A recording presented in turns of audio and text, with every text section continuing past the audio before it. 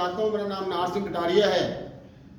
हर एक आदमी का जीवन का जीने का अलग अलग तरीका है, मेरा भी अलग थलग तरीका है। तो मैं भी एक सन 2000 से शुरुआत की थी, 1996 में शुरुआत की थी वैसे तो, परंतु गिरते पड़ते ही चले गए। 2000 में अपने गांव में बुजुर्गों को पढ़ाने का काम शुरू किया था।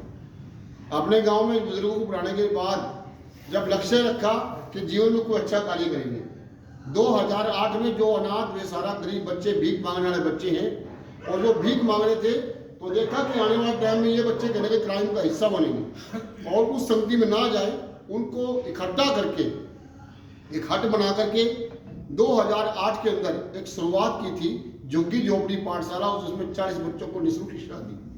और उसके बाद वो चलता रहा और आज 2024 के पड़ाव में हम 2025 की तैयारी में चल रहे हैं, क्योंकि दिसंबर है।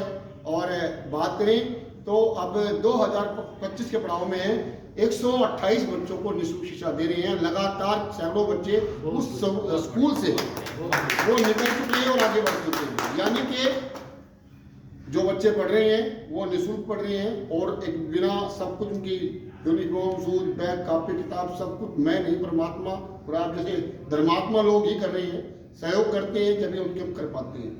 कहने का माध्यम ये नहीं है कि कहेंगे कि भाई पर्यावरण संरक्षण समिति का प्रोग्राम था, अपने बारे में बताना। मानना ये है कि जो कार्य कहीं से भी हो, कोई से भी कार्य सेवा का छोटा बड़ा नहीं होता। 700 से ज्यादा साल हमारा देश गुलाम रहा, कोई ना कोई वो वीर थे जिन्होंने ये जंग आजादी की लड़ाई लड़ी, आज खुले में सांस ले रही है।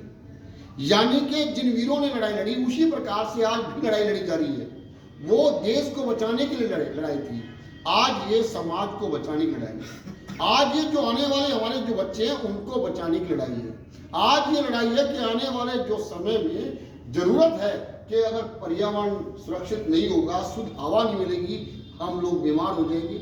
और फिर कहते हैं कि बदनाम किया जाता है जो ग्रामीण स्तर पर छोटे डॉक्टर हैं, जो सिर्फ उनका एक दवाई देके उनको मेंटेन कर देते हैं, बचाव कर देते हैं, परंतु वहां पे बदनाम किया जाता है कि झोला छाप डॉक्टर कह देते हैं उन लोगों को। परंतु वो हमारे जीवन को बचाने का काम करते हैं।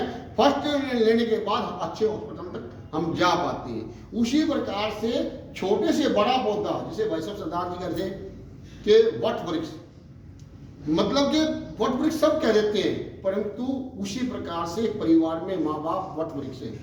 हम कतराते हैं, दूसरों को नमस्ते कर लेते हैं, अपने माँ बाप को नमस्ते भी नहीं कर पाते, क्योंकि हम लोग आज के मॉडल जमाने में, मैं आम बात कह रहा हूँ क्योंकि मैंने देखा है, मैं सभी की बात कह रहा हूँ, माफी चाहूंगा, क्योंकि हमें बचाव करते हैं। और आज पर्यावरण की जरूरत है, इसके साथ साथ हमें अपने भाईचारे के मेल मिलाप की जरूरत है, ताकि हम सब इकट्ठा होकर समाज की लड़ाई में एक हिस्सेदारी, भागीदारी, देश को बाहरी तरीके से तो सेना के लोग बचा रहे हैं, अंदर तक आते हैं हम समाज सेवा करके समाज को सभी 36 बिरादरी कहा करते हैं, धर्मशास्त्र में कहा, लोगों ने कहा, हमने सुन लिया, आगे कह दिया कि जिसको 36 बिरादरी सभी साथियों को साथ लेके हम लोग चल सकते हैं। और मैं छोटे भाई का बहुत बहुत आभार करता हूँ कि मुझे 2 बार फोन किया, एक बार मैं नहीं पाया, दूसरे बार मैं फोन उठाया, मैंने कहा भाई जरूर आ रहा हूँ।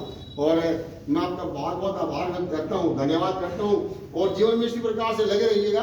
और आप सभी से प्रार्थना करता हूँ कि आप लोगों से, कि आपके इर्द गिर्द कोई भी गरीब बच्चा हो, और आप लोग भले ही कहीं बड़े जगह आप लोग दान करने ना जाओ, परंतु किसी जरूरतमंद गरीब बच्चों की पढ़ाई में अपने बच्चों की जो बची हुई कापियां हैं वो भी दे दो, तो शायद उनको अपना इतिहास लिख सकते हैं और शायद अपने जीवन को कामयाब बना सकते हैं। वो ऐसे भीख नहीं मांगेंगे, वो कहीं ना कहीं सहारा बन सकते हैं किसी का। मैं आप लोगों से अपील करना चाहता हूँ, और आप लोगों से भी दर्शकों को मैं रिक्वेस्ट करना चाहता हूँ कि आइए हम फिर जिस प्रकार से पर्यावरण संरक्षण संस्थान जो कार्य कर रहा है, हम सब मिलके पौधे लगाएं और अपने जीवन को बचाएं, क्योंकि वो समय भूल न जाना जो समय कोरोना में हमें याद दिलाया था, और फिर याद कि जो हो भाई अब जरूरत है।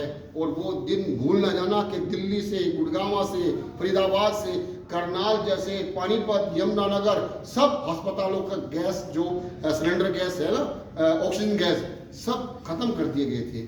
यानी कि जरूरत है पौधों की। आप लोग भी सुन लीजिए, पौधा जरूर लगाएं। धन्यवाद। जय हिंद, जय भारत।